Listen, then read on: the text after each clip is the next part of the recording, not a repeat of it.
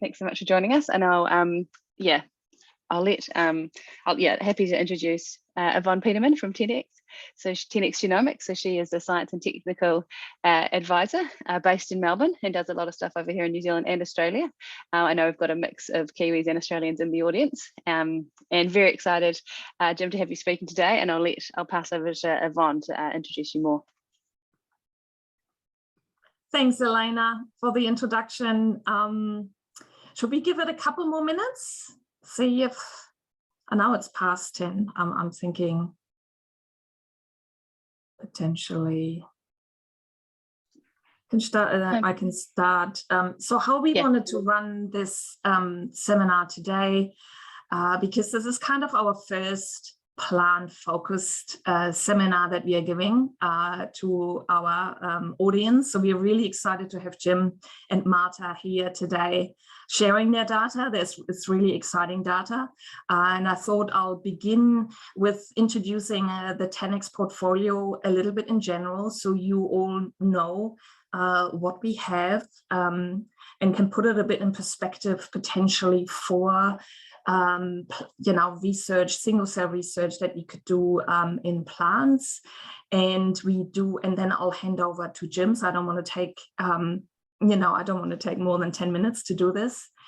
And we are planning on running further seminars like this to share more data and also specifically talk about sample preparation, specifically for plant material to get that ready for a single cell workflow. So just as a heads up on what we are planning to do, please feel free to pop any questions in either the chat box or the Q&A box. It's up to us.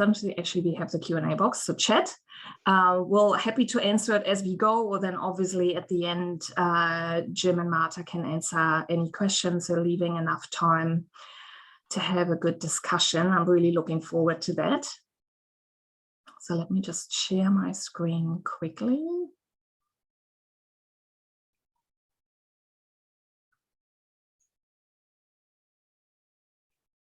And I might launch into it. I think we have the audience, most of the people have joined now. Okay. Thanks, Emma. All right, so we obviously, we see that plants are being studied for a variety of reasons. There is, a huge benefit of studying plants, because they are a primary food source. They're being used for medicine and other natural products. We are looking into using plants for renewable energy and, sustaining ecosystem function.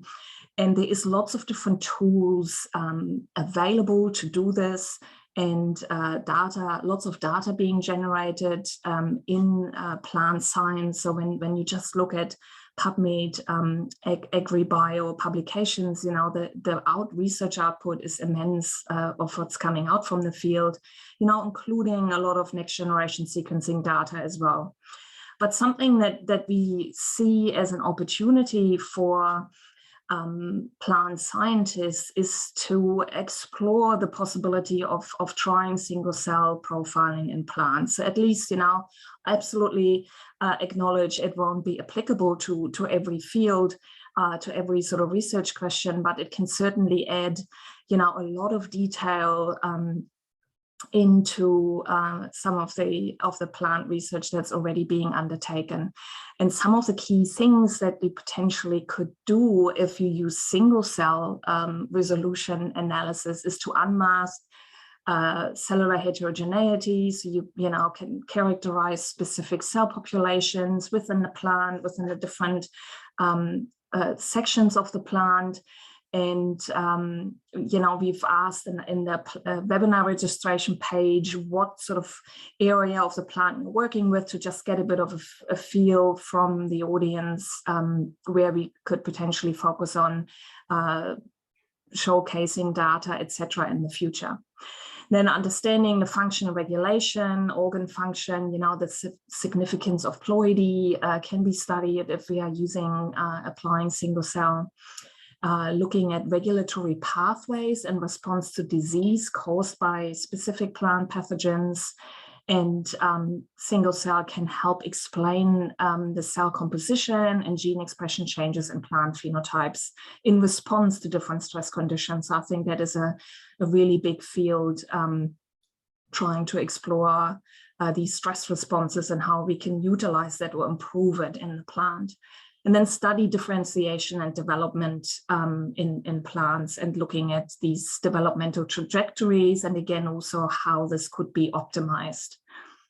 And so currently there is a number of bulk methods available, bulk sequencing analysis methods, and a lot of the data that comes out is absolutely, it's giving big advantages. However, it still can mask, because it is an average gene expression profile that you get from the tissue that you've used. It can mask, some significant contributions of gene expression of cell populations within your sample. So you are not exactly unraveling the cellular heterogeneity of your sample. And that's what single cell analysis would allow you to do.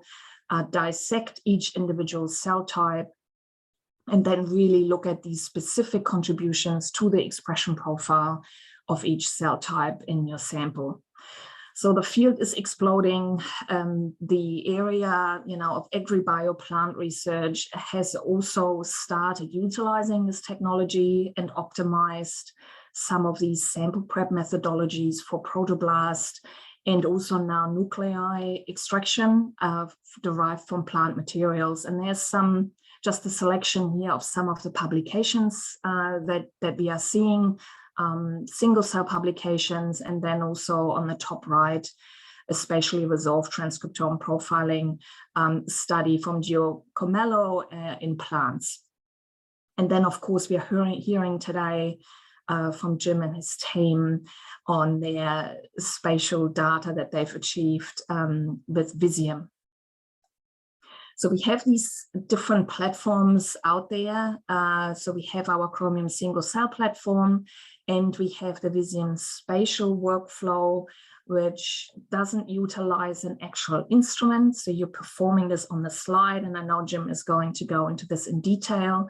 And for the Chromium single cell workflow, we do have an instrument, a small instrument that you utilize with your cell suspension, protoblast suspension, or nuclei suspension, and then it gets encapsulated into droplets, capturing each individual nuclei or protoblast of your input material.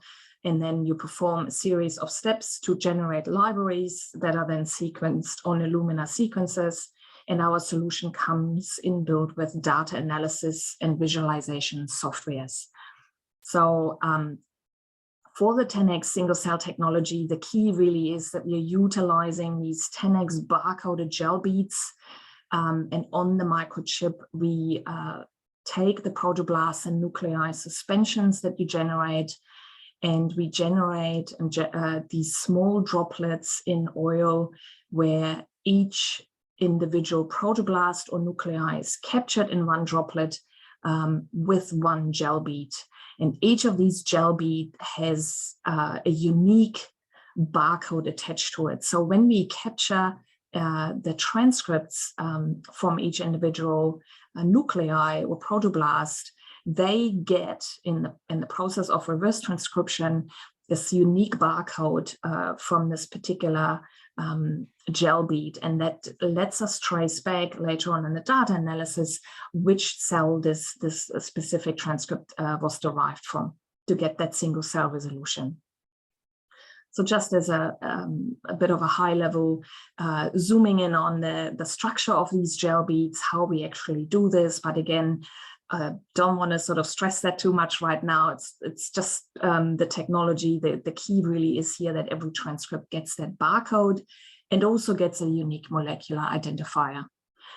We have several solutions. You can look at different analytes within your sample.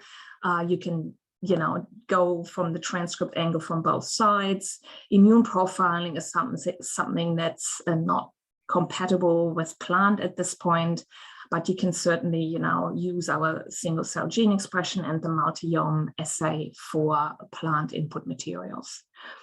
So with that, I just want to highlight that with any questions that you have after today's meeting, feel free to reach out to us, to the team at Millennium Science, to have a discussion about your specific project ideas, about your specific upcoming,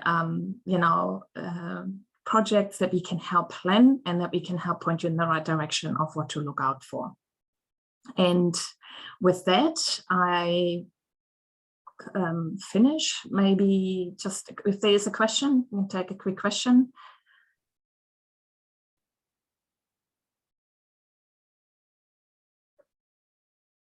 No questions? That's good. Okay, we'll move on.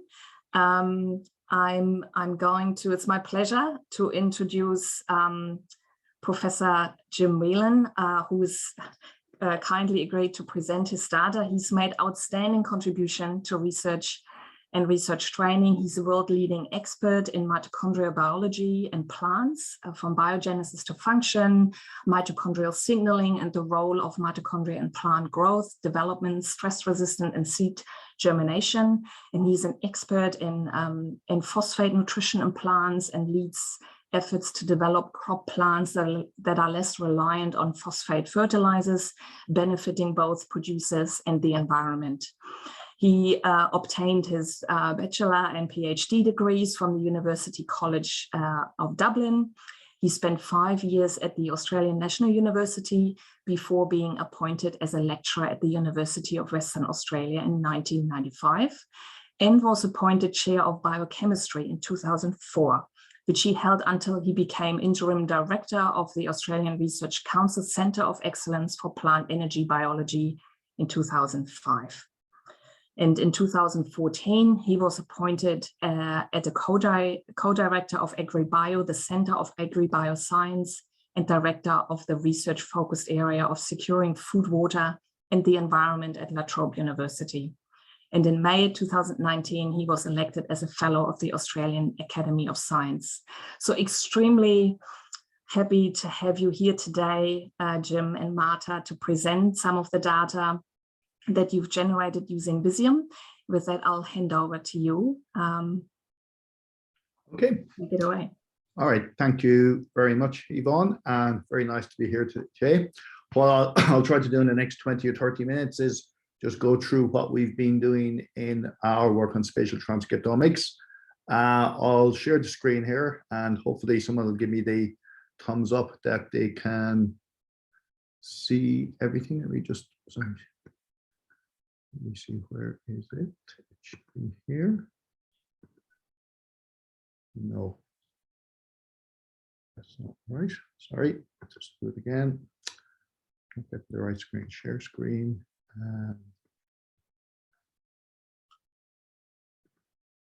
That's better. Then, okay. All right. Perfect. Sorry. Yeah, you can see that. Yeah, it looks good. Sorry, I have to go back to the start. I had it on the wrong.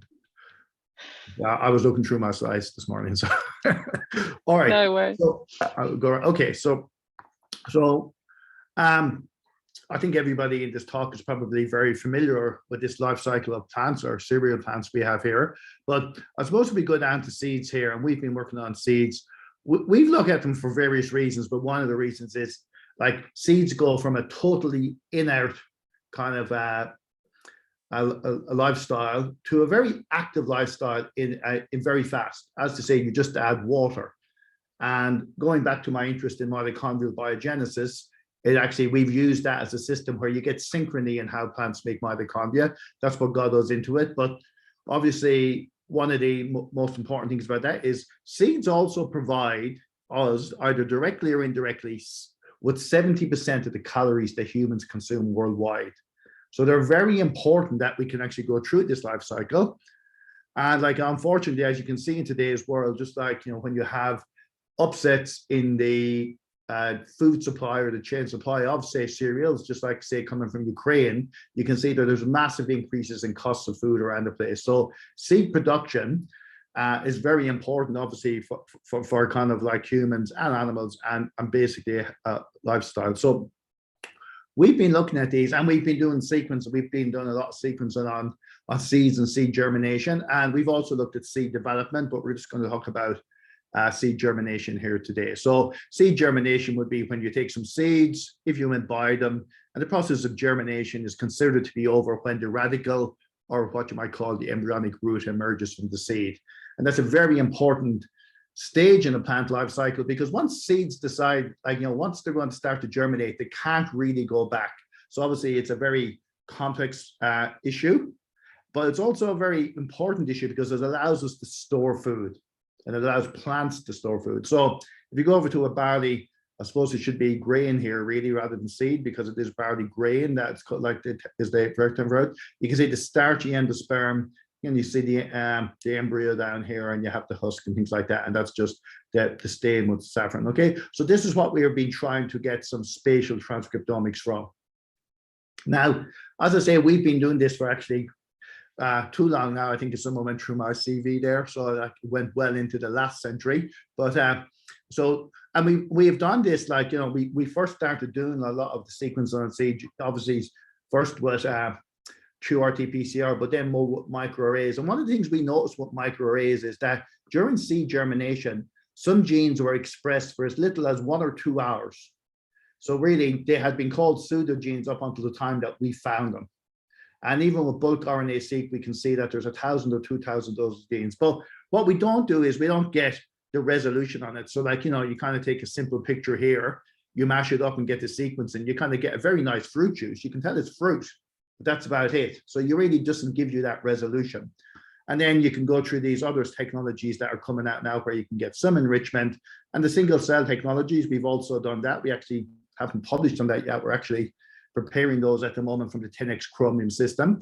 The slight disadvantage with plants, as anyone would know there, is that the requirement to actually make the protoplast, where you have to digest away the cell wall and things like that, can actually really induce a lot of genes. So therefore, like, while it's a very useful technology and you do get a lot of information out, but again, might have some drawbacks. So for us, we were particularly interested when we heard there was this technology where you could actually just take a section of slide and actually start getting sequence data from it. Like, I mean, to some degree, it was really quite exciting, and especially for organs like seeds or other things in plants where you can't see what's going on, but yet these things are very important. So to understand those biologies, it would be very important to see what goes on. So I'm not going to go through this slide much because I think it's gone through. The most important thing, I think, from this slide from our point of view is that it's really a 55 micron resolution, which isn't single cell yet, but is getting very down. So you're getting within a few cells there. So like you can really get back to a few cells there. And I'm sure the 10x will say is that next year they're going down to about a 5 micron resolution, which obviously will be fabulous. But we won't go into that now. But really, it really is getting you back to the place in the tissue where things are going on within 1 or 2 cells. So that's really what the point of this slide here was for me. Everything else, like the reads and UMIs, were, as I think Yvonne had gone through. So when we started this, and I think it's probably about a year ago now, it's hard. It's really very hard to tell about all the lockdowns and things we've had for the last 2 years.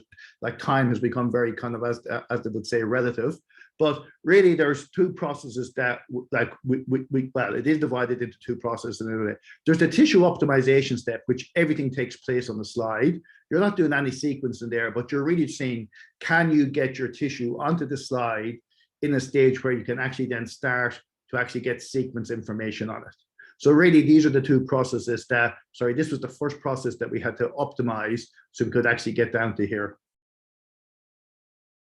And this is just taken from 10x's like workflow. And what we've done here is we've highlighted in a different color the things that we had to optimize or change for plants, I suppose, because really the procedure that was there wasn't for plant tissue. So obviously, cryosection you can actually do for plants. one of the things that we found is that, and I'm sure I'm going to get the name wrong, but for other tissues, they stain them, I think it's methylene blue, but if I'm wrong, someone can correct me. But we found that didn't work, especially for barley grain, or I don't think it'll work for any grain, because what we found is that stain, you were dissolving away the starch, so you were starting to get the tissue to lift off the slide. So we had to kind of try a number of different stains, and we came up with this saffron stain, which I think is in 50% methanol, but Martha can correct me if I'm wrong there. So we found that worked very well and things like that, and gave us the staining. And then we went on to optimize pre-permeabilization and permeabilization, and we've actually done both, and we'll present data from both. We found both worked and things like that, so that we have actually got sequence data from both methods and things like that. And then the last step is obviously you have to remove the tissue to get your cDNA synthesis and things like that. And again, with plants, there's going to be different ways to remove the tissues, and there is compared to animal or mammalian systems because of cell walls and other things like that. So we actually kind of had to try out a few things there. So really, the optimization cryosection was pretty straightforward once you can actually get to a good cryosectioner. So we found that was important. Temperature control is very important. And also working with the company that did this, the different strength blades they had turned out to be very important for this tissue. So you might have to try different types of blades or different strength blades and things like that. So we actually got that working quite well. You can see here is just practicing on normal slides, just getting those sections and getting them put onto squares and things like that. So we optimized that and got that going. And then we start putting them onto the tissue optimization slides from 10x and staining them here, as you can see here with saffron and red. And you can actually then see this one here. You can actually see the endosperm, and then you can see the seed coat and the embryo and things like that here. So we really got to that stage where we felt we could get that. And then we had to try to start to optimize our pre-permeabilization and permeabilization. So this is just how you would set it up. This is just a block one. You'd have a negative and positive, and then you just might do them for different times or whatever. And we actually did quite a number of these at the start to really try to get how we could get this going and things like that. Because when you go on to the next steps of sequencing, you really want to make sure you've actually got kind of cDNA there and things like that. So we really worked on that for quite a while.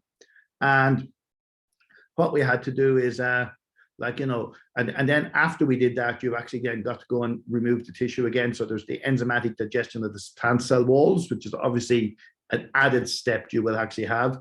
Then you have to optimize the detergents, the wash buffer, the protease K and things like that. So to get that all in there. So we've come up with a workflow for that, which we think actually is now, well, not we think, it is actually quite reproducible, because when you go on to do the sequencing slide, I won't be getting into the numbers here, but the slides themselves for sequencing is not a cheap process. It's not something that you just kind of casually do. So you really want to make sure that those steps are optimized before you do it. And here is one of the this is one of the slides here. You can see this is just a positive control that we've just spiked, so we can actually stain it. And then you can see the various sections here. And I think what's quite important is that it can be hard to get all the tissue removed. So you can often see some tissue sticking here, and that's okay, because then, but what you can see here then is you can see that we've got staining here as well. So we really do have our kind of we have got things on the slide here as well. So I think there's another slide here where we've zoomed in on that. So you can see even for the negative control where we've done that and removed the tissue, you can often see the edge of the tissue still remains there. But inside here, you can see all the staining in the embryo and things like that, which you would expect to get a lot more staining than you would in the endosperm, which is largely starch and things like that. So that gives us confidence that we really have we've really like the pre-permeabilization here have actually worked for the library preparation, and we can actually stain these. These are fluorescent oligonucleotides, so you can actually see that staining, but because this is the optimization slide. Okay, so then after we've got this here, and we've actually done the staining, we actually can see that we've got something staining, we actually go on to like the next part of it, which is the sequencing. Now, so basically what happens is, to get that spatial information, your cDNA synthesis will take place on the slide, because that will give you your actual coordinates of where you are. So you will have imaged it, you'll get your cDNA synthesis, That's made there. And then the rest of it gets basically done off the slide prep, because now you've actually got your spatial information from the oligonucleotide. So here we are here with the 4 sections. They're here stained, they go in the system here, and they're actually then on the slide.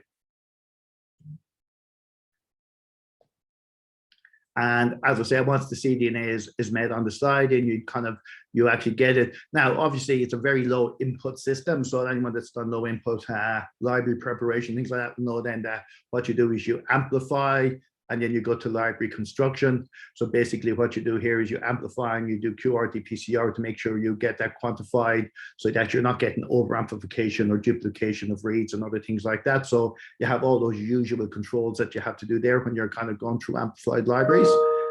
You look at it, you put them on bioanalyzers, various things, and then you finally go to your sequencing step. Now, after you get to your sequencing step, then you've actually got to do the analysis, and then that's the bioinformatician. I don't think Joe is online here today, but Joe's done all of bioinformatics on this. So obviously, what happened is you visualize, or you get the initial data off with the software that comes from 10x on it called Space Ranger. So basically, obviously, you just go through the standard kind of like what you might call primary analysis, like quality controls and things like that. And once you get that, then you start going into your analysis. And what we found was that, and I'll show you some results. We have 3 slides with permeabilization and 3 with pre-perm. And basically what we did find is, to get the normalization, you've got to do some regression to make sure that you're really accounting for any slide variation or permeabilization method and things like that. And also what you can do is you can put cutoffs here. We actually have eventually gone with these cutoffs. And again, we went with those cutoffs because we've actually done several and looked at them and seen what we've got. And we find that this kind of removes what we would say is background or low reads, but yet kind of is sensitive enough that we don't think we're losing much sequence data. And then basically you go into the standard, what you might call single cell analysis, where you're looking at dimension reduction, spot clustering, and macrogene identification. So this becomes a pretty standard workflow from here on with the single cell stuff. So this is an output that you actually get from this. So from this output here, what we'd have is, so there was 1,800 spots underneath the tissue, because obviously you don't get all the spots there.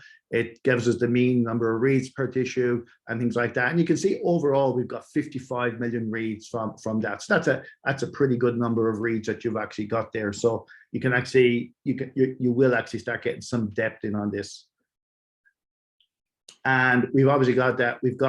Well, what we would say is we've got 6 biological replicates of that now, because we have 3 with the pre-perm method and 3 with the permeabilization method, because we were trying to bring them all the way through to look at them, optimize them on the slides, but then get sequencing for it to see was one method better than the other when we got to the sequencing stage. Overall, we found both of them worked actually pretty well.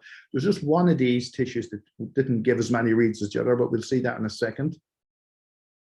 And then if you look at the UMIs here and color coded, the contrast isn't great in these slides, but what we weren't able to see, and we'll see it later on, is that we're actually getting most of the counts from what you'd see as the embryonic radical area and things like that, as you'd expect. And the lower counts, as we would expect, is in the endosperm region, where we really just have starch and things like that. So that was actually very nice to see. In fact, what we could even see is around the side of it, or on the edge of it, you could see more reads from the alurone layer and things like that as well. So what we were actually getting visually, just going back and looking where we were getting the counts, matched up with what you would expect to have, where you actually had tissue with RNA, and the low counts were where you would have tissue or starch and things like that, that you wouldn't expect to have much RNA.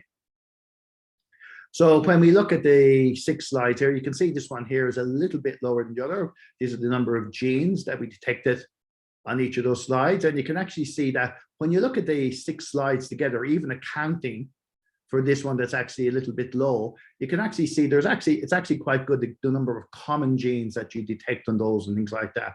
And then obviously if you just have 5 of them, and really when you start taking ones out, the numbers get very low very fast.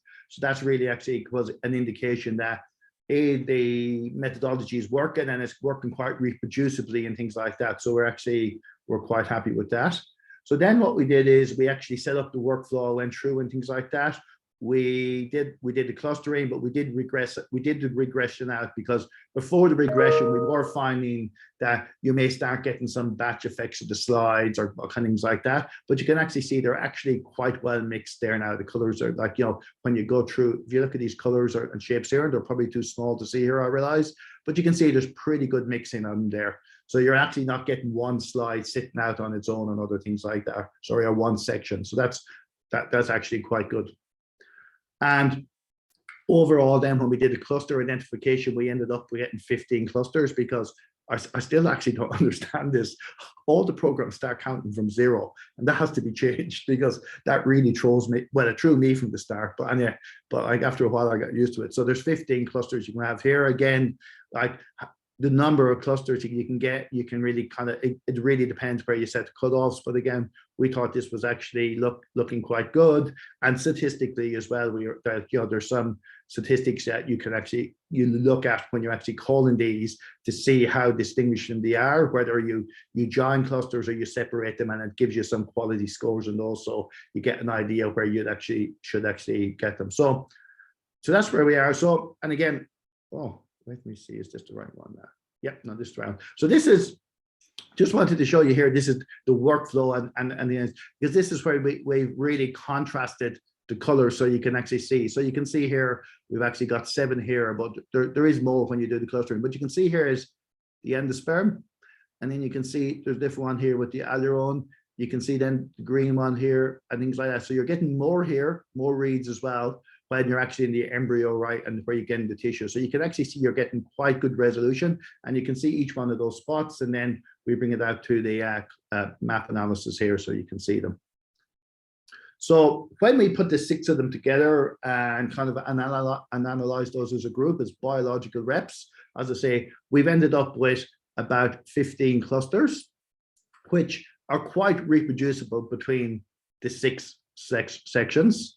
And obviously, just from the morphology alone, we're actually saying certain, like, clusters belong to certain things, like, we're saying here, cluster 7 is the radical.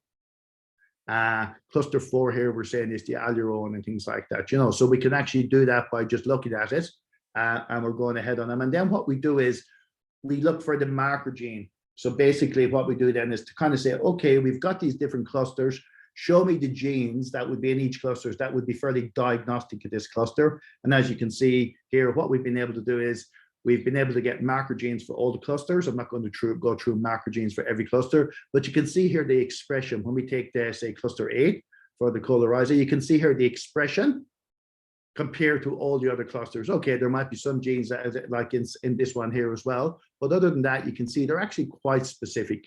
And here's a violin plot of the expression of those genes here, okay? And this is, you can actually kind of take out examples and see what are there. So now we have lists of various marker genes for various clusters, which we're actually going to go back and check using very traditional in situ hybridization techniques, just to kind of get some ground base on this. But as we are now, we're actually going back and comparing that to our studies and other people's studies on barley grain germination from bulk analysis, and see how they compare. So, and these are just different ones here coming from different, I'm not sure you can actually see the contrast here too much, but you can see that you should be able to see that the red dots here and kind of, and this region here. So that's basically what's going on there. And this one here, which is, this is an aileron marker gene that we've actually, well, when I say we've defined it, I mean, I think other people would know it's there as well, but from our analysis, it comes out as an aileron marker gene. And you can see the heavy expression here in the aileron as well, and things like that. So you can see that in all the sections and slides. And when then we start looking at the enrichment of gene expression, what this is for 4, which I think is the aileron as well, and you can see what's going on there and start looking at them and things like that. So that's the stage we're at now. We've actually got the data for 24 hours germination. We've begun to analyze that, but not in depth, because we really wanted to get the bioinformatic workflow set up, deciding where we'd put those statistical cutoffs, the reproducibility of the slides and things like that, And now we're taking in the data from 0 and 6 hours to actually do that analysis and to start comparing it to what's actually known in the literature. So I think the important thing from here is that I actually really get the easy job of sitting in my office and looking at the results. But very importantly, the people who have been involved in this is Matthew Lucy, my colleague here at La Trobe University.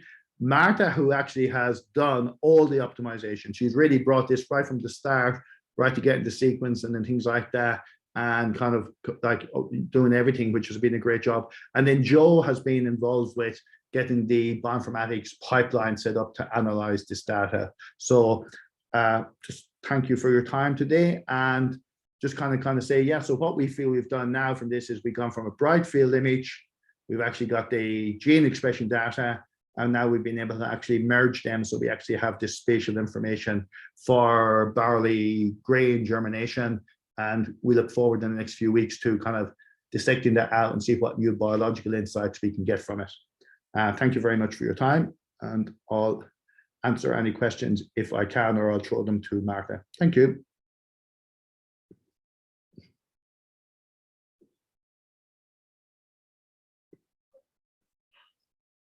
Thank you, Jim. It was absolutely fantastic talk. Really exciting to see the data. You know, to how much clarity you actually got now. You know, you optimize the sectioning, parameterization. So I can see there's a lot of optimization steps involved, and we definitely look forward to seeing the final outcomes from the data analysis. And then your next steps, you know, I think you probably already have a feeling of what you want to sort of do next with the data that you already have.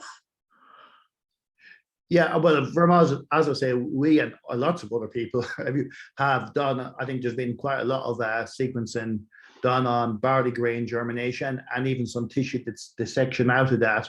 So what we'll do now is to start comparing the data we have, to look at that and to see, can we actually get better biological insight into what's actually going on during that process. Like, I mean, one of the questions that we're interested in is, like, while you traditionally break up tissues into alderone or endosperm or various other things, is there heterogeneity in that tissue? And what is that heterogeneity and things like that? So we want to start kind of looking at that, having that spatial information. Is it okay if I ask a question? Yes, Matt, how are you? Very good, Jim. Thanks. That was lovely. Really great to see the progress there. A couple of things. One is you really emphasized how important it was to get that tissue right at the start. And I did notice that in some of your images, there were a few folds in the endosperm, which is really hard to avoid. Did that impact any of the transcriptomic analysis? Yes and no. Basically, I shouldn't say, oh no, it's not a problem, because I think Martha, I wouldn't like to say pulls her hair out over these things and trying to get those perfect size. But yes, you do get the occasional fold or crease or tear in the tissue. Basically, what you can do is, when you get back to the data, especially in the endosperm, you can just, often you have very low counts from there. So you just remove that. And that's where we came with those cutoffs and things like that, you know? So while you do a bioinformatics pipeline and workflow in this, you've also, like, it goes back to common sense and science. You've actually got to look at what you're doing and see, and plot it back on it and see the tissue. And that's just what I would say is one of the strengths of these things, that sometimes you can say, okay, that's interesting.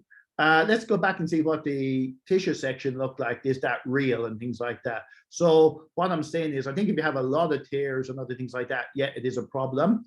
But I think if you have the occasional one that's small and things like that, you just run with it, like, you know, because yeah, and you can still get quite a lot of information out of it. Like, I mean, so it was a problem until we could solve how to get those things onto those slides and keep them on it, where you didn't have much of it. So really, it depends how much it kind of creases or tears or whatever and things like that, you know. So yeah, but we have, when I say we, I should say Martha can now routinely do this, where, you know, she can get the section and she can place it on it, get it fixed and all that sort of stuff, so that we actually don't get too much changes or any kind of, you know, changes in the morphology. I mean, if you can do it with the starchy endosperm, you can probably do it with any tissue because it's probably one of the worst. Yeah, exactly. Yeah, exactly. Yeah. So the other thing was just looking at the patterns, and I don't want to get too sciencey for everyone, but you had this really fascinating pattern where it looked like some allurone hybridization or some genes were sort of only progressing a certain distance up the grain. Was that reproducible between the samples? And so you think it's actually germination happening and genes coming on? Or was it some sort of artifact? Look, what I'll say is I'll give you the conservative scientific answer first, and then I'll tell you what I think. I don't know at the moment because we've just done the initial analysis on them, but yes, I noticed that too, as well, that there seemed to be maybe a gradient there and things like that, and that's one of the things that we're exciting to look at, as well as kind of taking those clusters out. As then he's even, going back into each, what I want to do is take each one of those dots and look at the variation. So like, say you have, say, whatever spots, like, on the slide, say, whatever, 1,000 representing the maybe say a few hundred, say 200 representing allurone. What is the variation of those and what is the difference and things like that to get the cell variation, and then go back and look at them, see where they are on the tissue. Yeah, so I think there is that variation there because earlier this year with some people in France, I was very peripherally involved in the work, so I'm not going to claim any credit for it, but I was a co-author, and then there was another group as well, completely separate from us, that looked at live transcription initiation in cells, and you did that by kind of got them onto a slide, get there, and then you put dexamethasone on them to turn on something, or you kind of do something. And what we could actually see is the transcript initiation that you see, it varied quite a lot from cells that were right beside each other. So you do get a lot of that variation that's there, even with cells that are right beside each other, that are subjected to the exact same thing. Now, we don't know why that was there, but that seemed to be kind of quite interesting. And the other group found the exact same thing. And in fact, the editorial on those articles was that, the finding was, apart from technically being able to look at the rate of transcript initiation, that it seemed to be quite variable from cell to cell. So it'd be really interesting to see how this happens, for things like germination, but also then how that might help us to actually, say, optimize the process, or even actually, as you know, even slow down the process for dormancy and other things like that, because it might be what's happening, where does it start to happen, and what is that gradient looking like? So I'm going to say that my answer, what I wanted to be, with fingers crossed, that there is a gradient and there's a lot of exciting things going on there, but we only have started that analysis. And if I may ask one final question, so you had a bioinformatician on this project. I think Joe was his name. Yeah. Which presumably made a huge difference. I wonder what the likelihood is of actually making this work if you don't have a bioinformatician working with you directly. And I guess we've looked at it. We'd have to outsource it to SA Genomics Center or partner with someone else, because it looks to be quite detailed. So I wonder if you can just comment on the requirement for bioinformatics support. I would say for us, it was essential, and Joe's been very good. He's gone in and looked for new methods to form clusters and this, and has made sure then they have, when you're branching clusters, that there's a statistical call on that. So it's not just, Jim says 15 clusters is a nice number, let's do that, which I do think 15 is a good number, but anyway.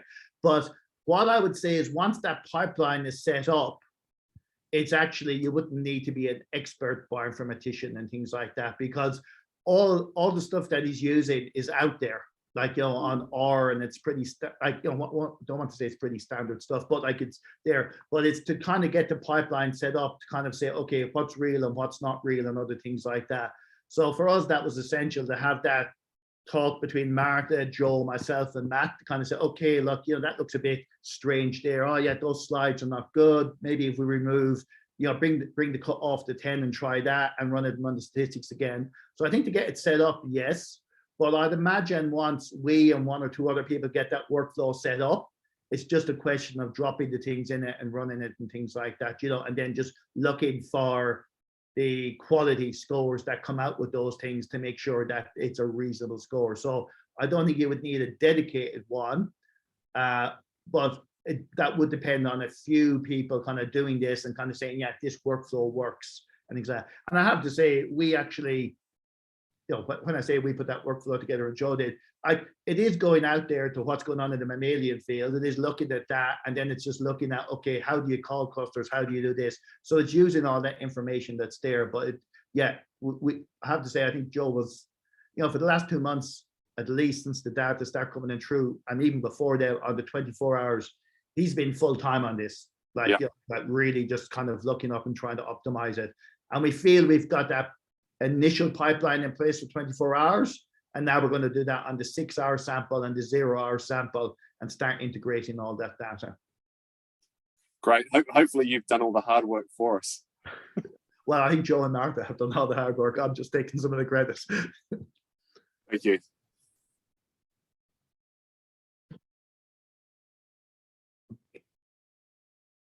I have a quick question. I'm over in Tillery Island, over in New Zealand. My video is not working, sorry. I'm wearing a big mask anyway. We have to wear masks inside, so you wouldn't see my face anyway. But I'm over at Plant and Food, as I said, in New Zealand, and I'm just wondering about a couple of aspects of the method seen as you're here. Is the staining necessarily required, given that there are other unstaining protocols such as UV to stimulate autofluorescence, that sort of thing? Is it necessary to stain the tissues, or can there be other methods that don't require staining? Okay, I'm going to throw over to Martha there, but in a second. But I don't think you have to stain, but it's a question of when you're optimizing it, you do want to be sure that you're actually getting something there, and it's a question of that sensitivity. So, like, I mean, we for a long time struggled with that because we could barely see something, and you don't want to go on to a full sequence slide. I'm not going to get into the cost again. I'll let 10x talk about that. But like, it's not a cheap process. And I don't think 10x would mind me saying that, because it's emerging technology. So therefore, you do want to. I'll let Martha answer, but I know, we were very confident like that you had it optimized, but I think it was fairly nerve-wracking for her every time she went and did a full sequence slide to know that there was some cDNA on that slide. Martha, would you like to comment on that? No, thanks for your question. It is super important for us, the staining, because the samples, when you section, they are like 8 micron thin. You can barely see them on the slide. So you need to really get that staining to get contrast when you do the bright field imaging. So for us, it was really important. The problem is that the plants have autofluorescence, and you have to be able to distinguish that autofluorescence from when you remove the tissue in the last step before seeing the cDNA footprint. So you need to be able to distinguish your sample, the remaining sample that has stain, from what is really the fluorescence because of the real transcription, so that you have cDNA in your slide. So for us, it was really, really important. And I had to, as Jim mentioned, work with different stains, because the toluidine blue that the protocol recommends was not working for us. So we got the start was going off the slide when we did with toluidine blue. So this safranin stain is in 50% ethanol. So that helped us get the section stain and stuck on the slide. So for us, it was really important. I don't know of any other methods if you can visualize your sections without staining, and it can work. Okay, thanks. No, please. And just a quick add-on to that comment from Martha there. It's also crucial for the workflow and then for the data analysis later on to actually have a bright field image of your section. So you're taking that and you're aligning that with the expression data that Jim showed in his talk. and sort of marry up, all the locations with exactly the cells, or the cells that are over these barcoded spots with their gene expression. So you need some form of image to do that, to map it back. And I remember these discussions with Marta around this autofluorescence issue and trying to get some of these staining methods to work to generate these images, so data analysis can also be performed down the track. So it is important to get it to work. Great, thanks.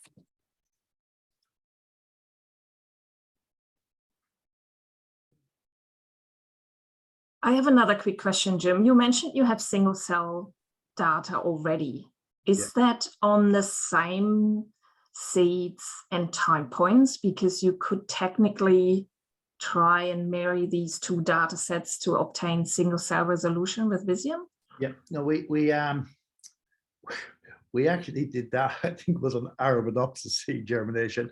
We are actually planning with this one, or we actually getting to the stage now, and we actually are thinking of, I think, was it we're thinking of doing some nuclear sequence on these ones, isn't that right, Martha? To get them, and to marry those up, because we think the nuclei sequencing works better with Barley from what we've done so far than the protoplast. Is that correct, Martha? Yeah. So yeah, so that's where we're going to actually go and do that now. So we're doing two things that we're planning to, what you might say, to because usually if you come out with a new method, people want some ground truthing on it. One is we're going to do some classical in situs with some of those marker genes. So we're just going to go back to the sections and just do some in situ hybridization with what would already be known or accepted as marker genes, and ones that we might see as new or novel ones from this.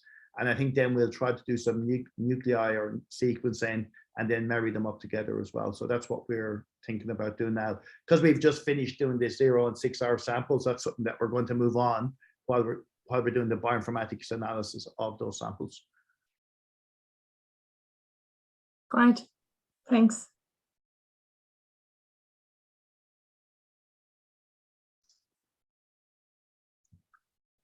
Were there any more questions for anyone? That might be it.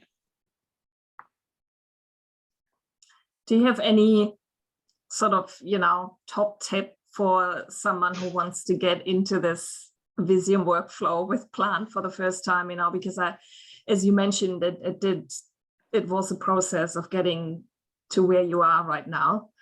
Is there anything from your journey that you've learned where you'd say to your colleagues here, I think that's where you should be really careful, or that's sort of one of the things you would recommend you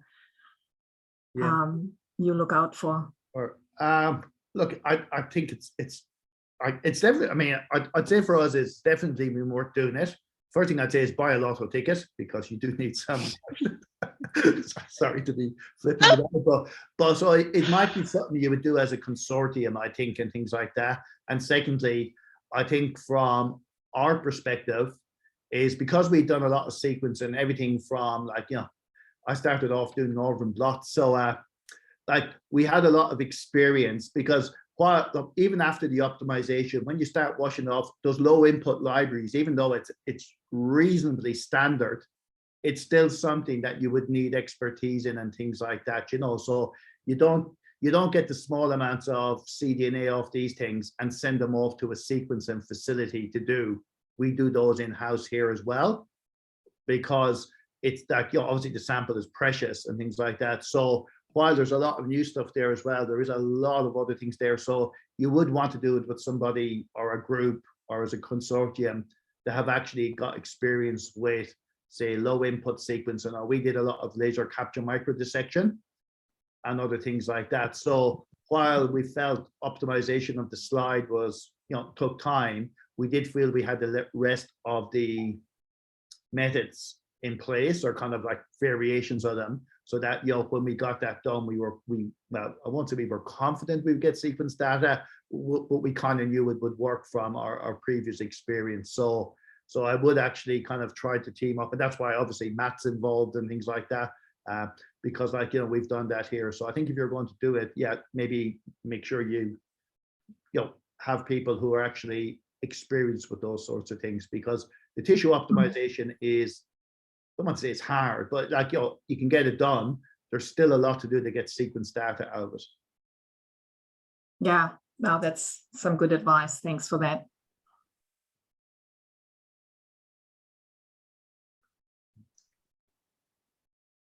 Any other questions?